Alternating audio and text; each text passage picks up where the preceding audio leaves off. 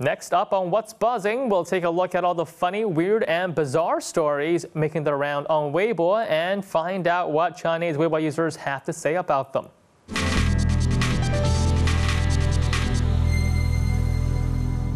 Fretting about those extra few pounds you gained during the holiday season? Well, have you considered getting rid of those pesky fat cells by freezing them? Recently, an article from the Daily Mail reported on the rising popularity of cool sculpting, patented technology that promises to reduce body fat by 20 to 25%.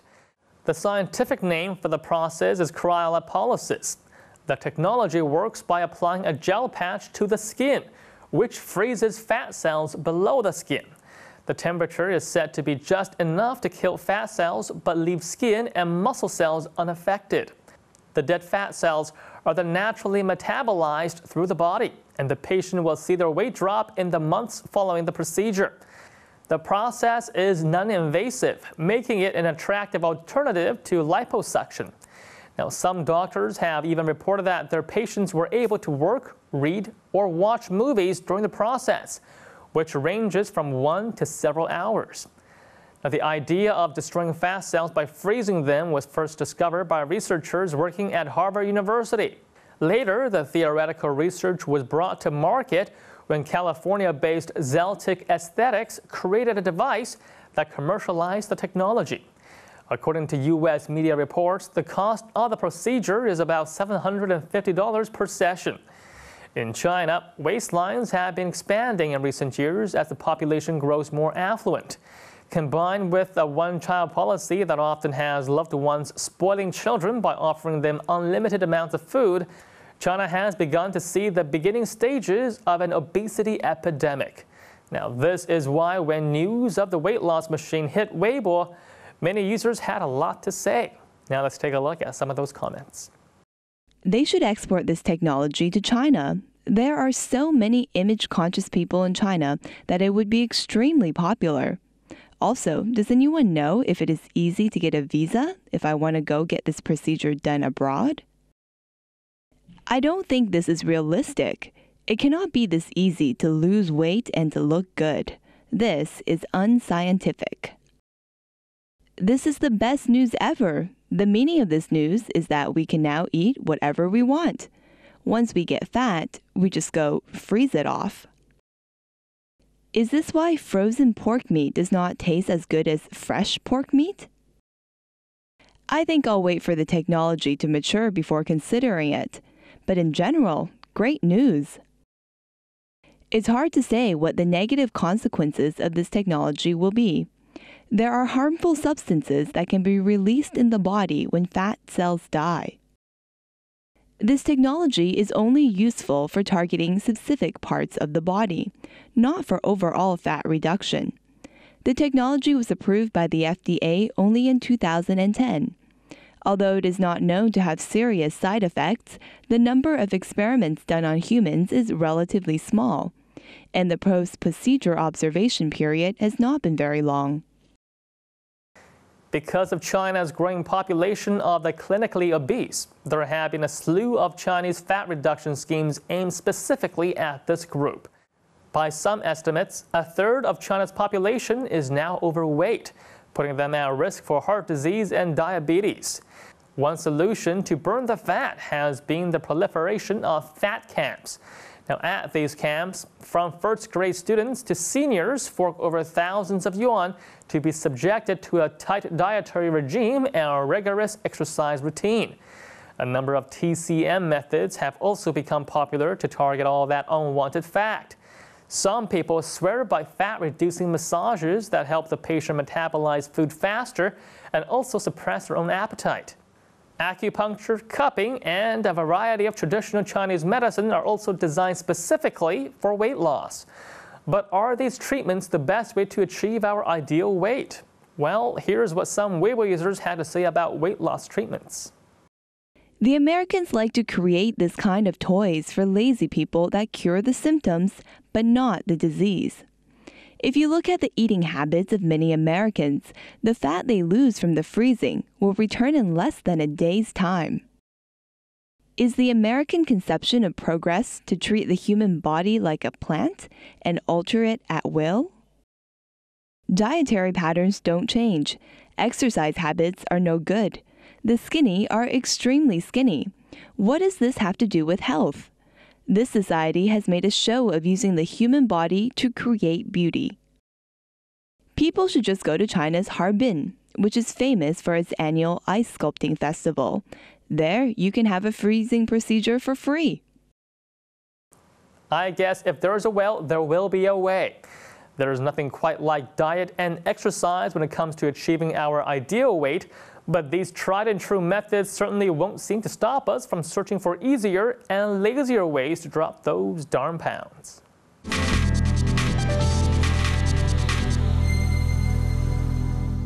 Clemson University student Nathan Weaver set out to determine how to help turtles cross the road. But what the 22-year-old found was just how heartless those behind the wheel can be.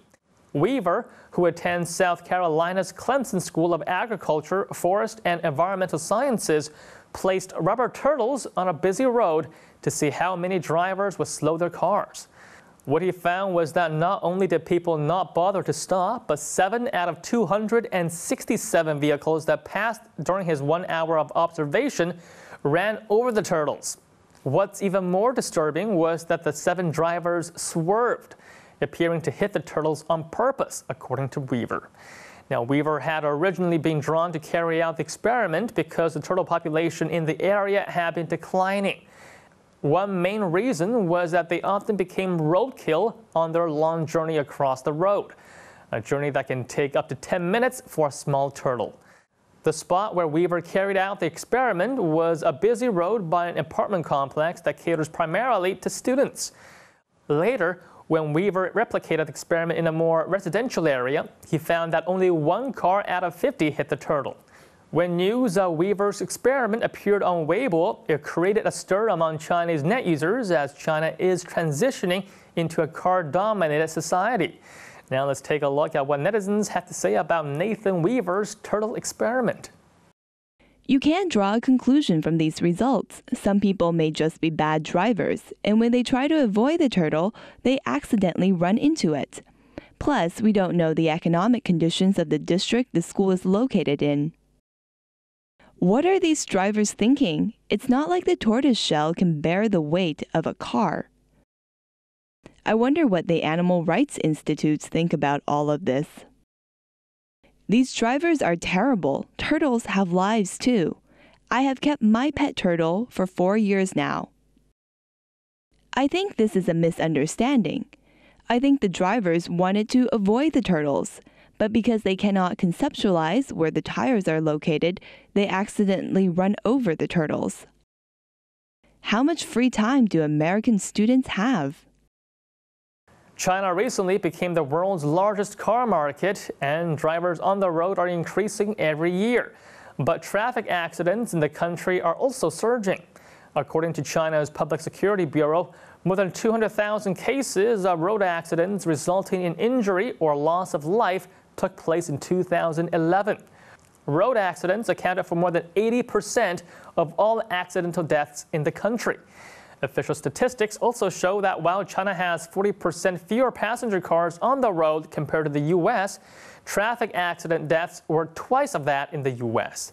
The high number of traffic accidents in China has been blamed on inexperienced drivers, tough road conditions, and the poor quality of motor vehicles.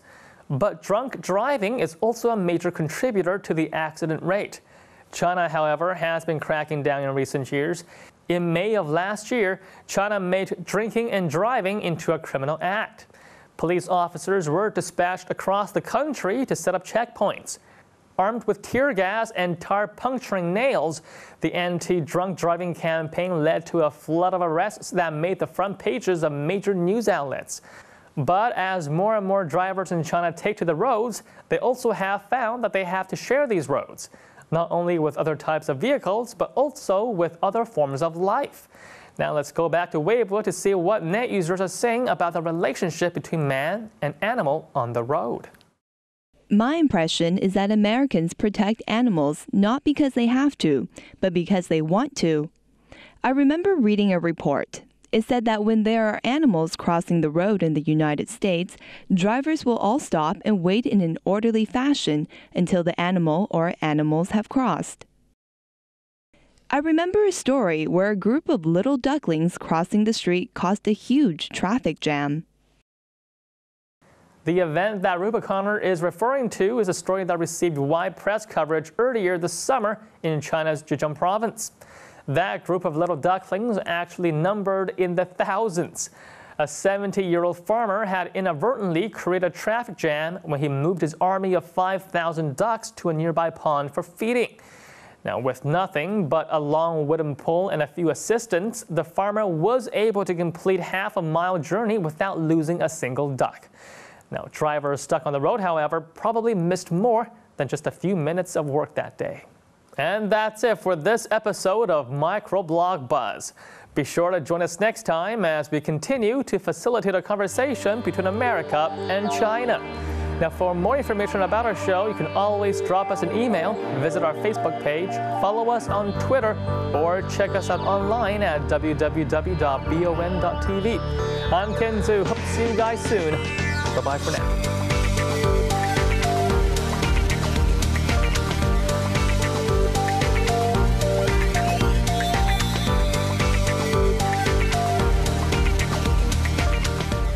Ever wonder what goes on in the world of sports here in China? Well, East-West Sports takes you on an action-packed journey from east to west and back again. Join me, Aaron Stewart, and reporter Ian Jacobs every Saturday morning as we dive into what Chinese teams and athletes have to offer. Whether we're asking what Chinese locals think of the hottest topics or featuring a cultural sport you've probably never heard of, East-West Sports is the only place for you to get your weekly dose of what sports in China is all about.